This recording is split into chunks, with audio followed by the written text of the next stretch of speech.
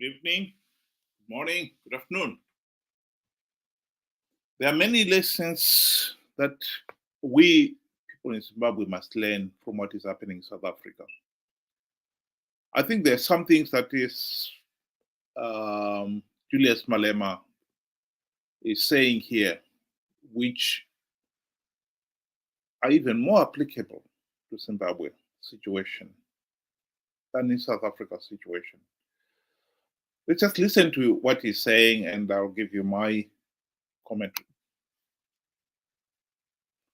I will not play the whole thing, I'll just play part of it. So I'll start in the middle. Cyril's relationship to what we have now as a country, as a problem, he's deep-rooted into it.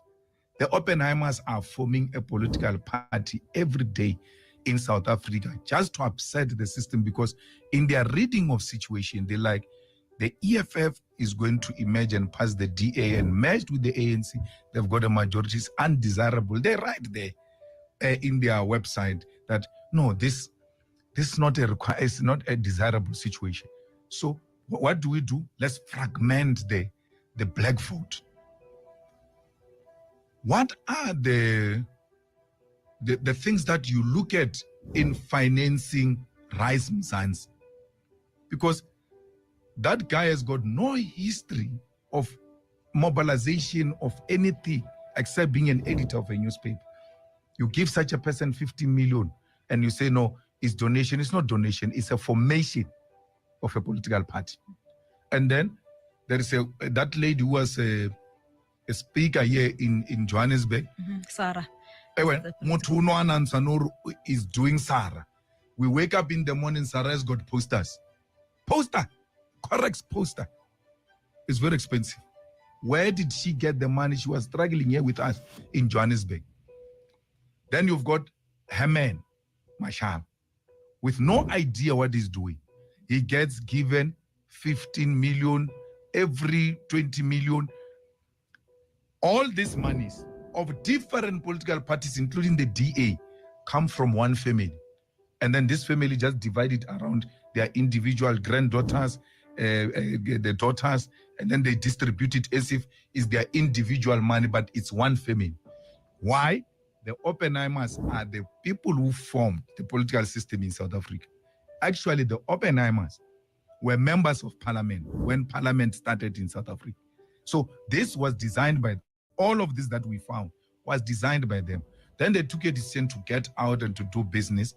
Now they feel they must still control a political space. At the center of that is Cyril. Whatever happens, Cyril must continue this. Well, I'll stop it right there. I'm not interested in the real details of what is happening in South Africa. But the most important thing here is we must remember that South Africa had the great fortune of having the late Nelson Mandela, because he left that country a legacy of strong democratic institutions, the judiciary, the media, various state bodies like the police and so forth. And these have served South Africa well these last 30 years. In Zimbabwe, we did not have such luck. We had a regime, Zanu PF, when it got into power,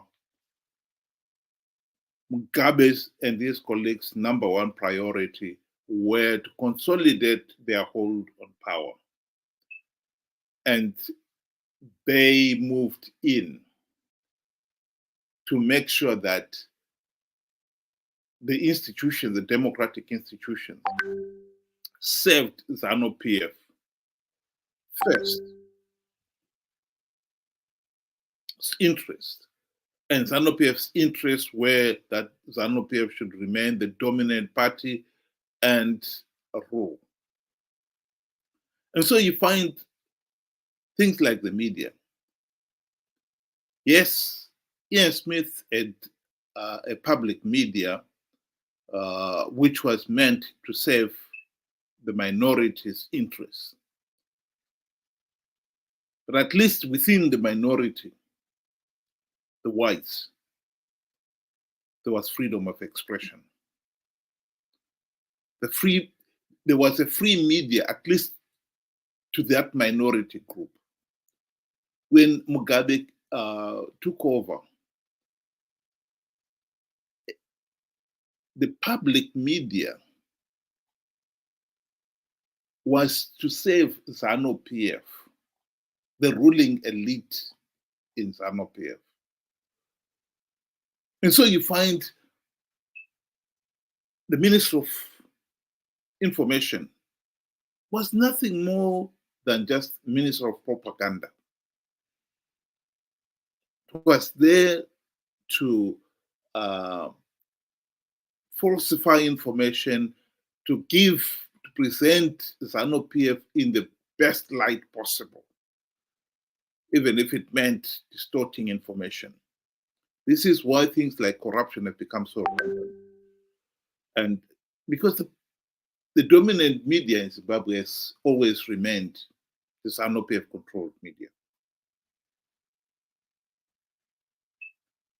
The police, the judiciary, and so forth, all these other institutions have been captured. And so in this case here, when Malema is talking of ANC or the white minority government there buying off or creating all these oppositions to fragment opposition, Zanu PF is doing exactly the same thing. And if it is more difficult to do it in a democratic nation like South Africa, how much more easier it is to do it in an undemocratic nation like Zimbabwe.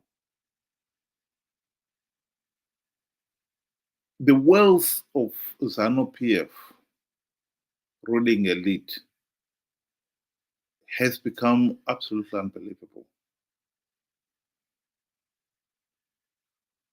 And the regime has used that wealth to create a political system that serves them. The issue of Zanu PF increasing the nomination fees, for instance, for last year's election, is part and parcel of it. To stand as a presidential candidate, you had to come up with $20,000 US. Now, you have to be a really determined individual and with the resources to raise it. The number one motivation, of course, was most of those people who participated and raised that 20,000 were hoping that Mnangagwa will create the Pollard as he did after the 2018 elections. And then Pollard members who were the presidential candidates who had lost the election would get vehicles worth 60,000. So to them, it was there for an investment. You spend 20,000 and participate, just putting in your name, and at the end of the election, you declare that the elections were free, fair, and credible, and Mnangagwa gives you a vehicle worth 60,000. And there were many other packs that these Pollard people got. So the attraction was absolutely unbelievable. And as for the parliamentary candidates, if you were to win, yes, you paid $1,000 US nomination fee, but if you were to win, you get $60,000 US car allowance. You get also $40,000 US housing allowance. And then there is the 5 years of a generous salary and allowances. So,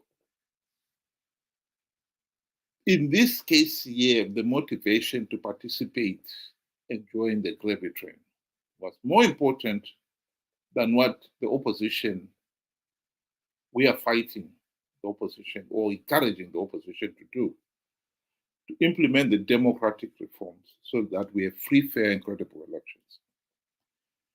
They are participating so that they could have a seat on the gravy train. Whether or not the elections are free, fair, and credible has become a secondary issue. This is why MDC, C guys did not implement even one meaningful democratic reform, even when they had the golden opportunity to do so during the GNU. And they've been participating in these flawed elections, knowing fully well that the process is flawed, knowing fully well that by participating, they're giving Zanu PF legitimacy. I think our political situation in Zimbabwe is more precarious than many people would like to believe. The present political system has produced the ruling party Zanu PF plus its political sidekick, the MDC C. We have been participating in these flawed elections for the sake of the few gravy train seats that Zanu PF was offering. Breaking that system is not going to be easy. Breaking it is not going to be that easy. What Julius Malema is talking about there, problems in South Africa, at least the opposition in South Africa, although yes, many of them are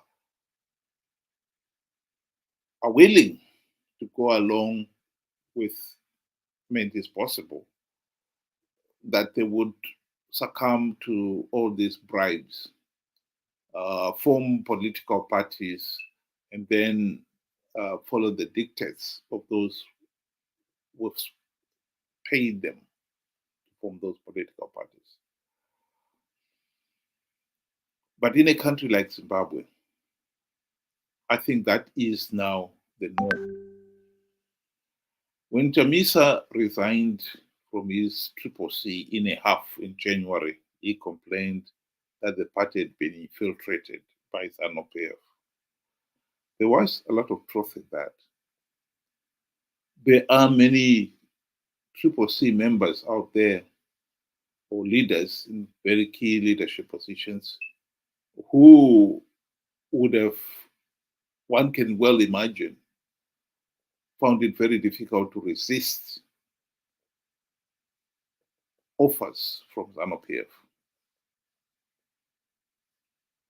to do as Zanu PF dictates. And I think many people argue that the implosion of C since last year's election is a result of Zanu PF's machination. Could well be. When you have become so incredibly powerful as Zanu PF ruling elite have become, and they control all the democratic institutions, it is hard to believe that they will fail to control the opposition. I think they control the opposition all right. And I think the people of Zimbabwe have got an uphill task. We are going to have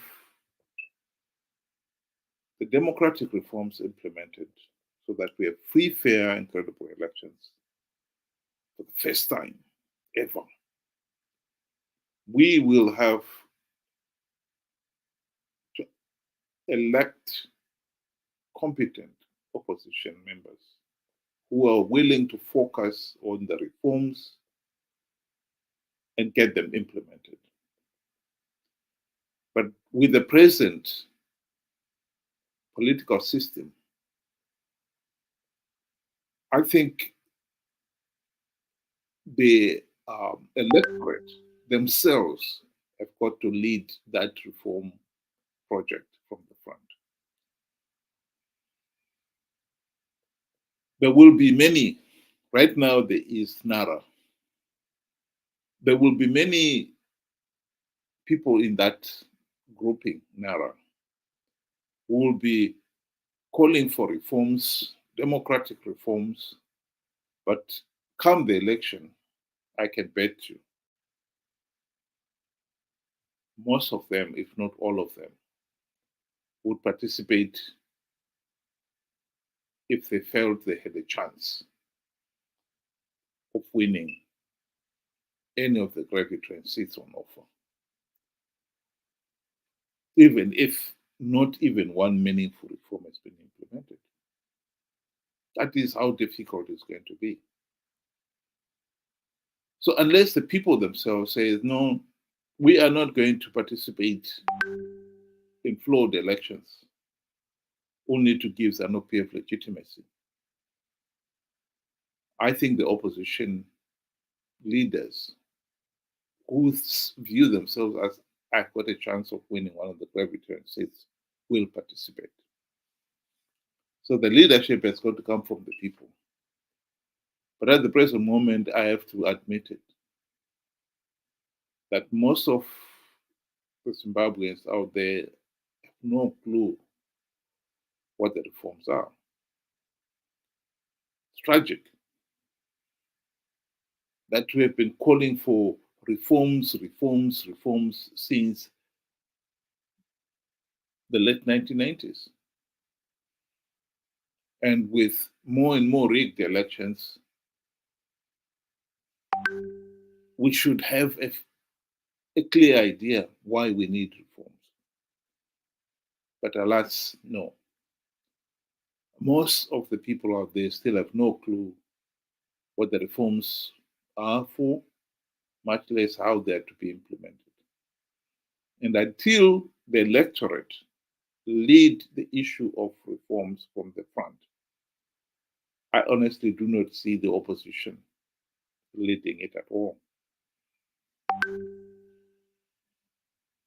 Because Zanu PF will bribe them to play along, at best pay lip service to reforms, participate in flawed elections, give Zanu PF legitimacy, and so the system goes on.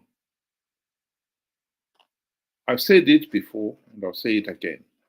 I believe SADC, after the 2023 elections, their report was so damning that I think SADC, as a regional body, would have denied Zanu PF political legitimacy if Triple C leaders who had participated in the elections and who had been instrumental in getting people to participate in the flawed elections had not turned around and accepted their gravy train seats. Even after SADC and the AU reports had said, no, those elections were flawed, they still turned around and accepted their seats.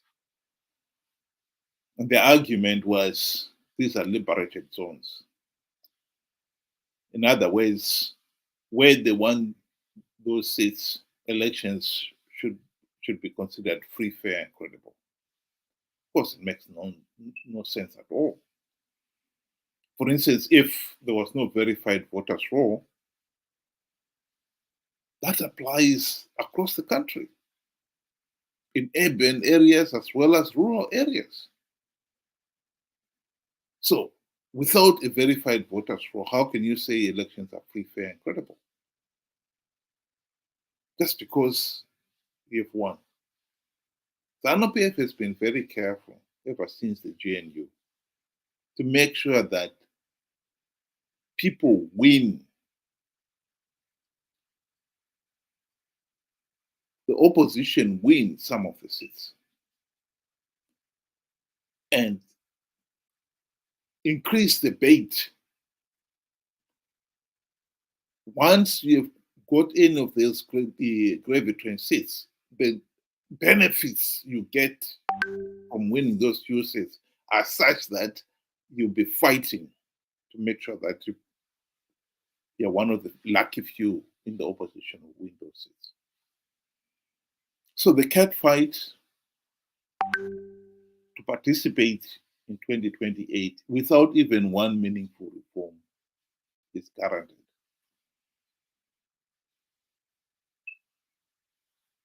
And in the case of Zimbabwe, the Zanu PF has got all the other democratic institutions covered.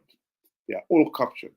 ZEC, police, army, and so forth. They are all captured. All they need is the opposition to participate. And at the present moment, I can tell you now that Nelson Chamisa and all his colleagues who were in the GNU failed to implement reforms and have been participating in previous elections, knowing fully well that they're being rigged, will participate in 2028. The people themselves have got to be the one who will say, no, we are not going to keep on participating in flawed elections to give Zanu PF legitimacy. And I be the first one to admit that at the present moment, it is no exaggeration to say that people have not reached that point yet. But we need to reach that point. Zimbabwe cannot afford to have yet another rigged election come 2028. More of the present is totally unthinkable. Thank you very much for listening, and